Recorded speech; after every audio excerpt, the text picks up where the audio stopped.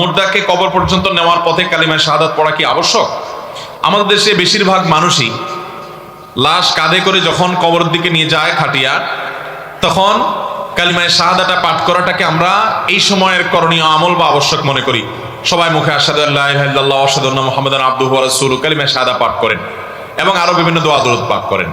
মনে রাখতে হবে, মুর্দার লাশ কাঁধে নিয়ে, লাশের খাট কাঁধে রেখে যখন মানুষ কবরের দিকে যাবে, তখন বিশেষ কোনো দোয়া পড়ার কথা নবী করিম সাল্লাল্লাহু আলাইহি ওয়াসাল্লাম থেকে কোনো হাদিস দ্বারা প্রমাণিত নয়।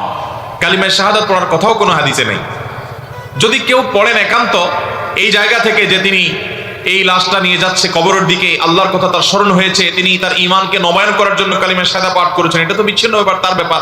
অন্য সময় কালিমায়ে শাহাদাত পাঠ করা যায় সেই হিসাবে পড়লেন, কিন্তু এই লাশ যখন লাশের খাটিয়া যখন বহন করা হয় তখন কালিমায়ে শাহাদাত পাঠ করতে হয়, এই বিশ্বাস রেখে তিনি এটা করবেন না।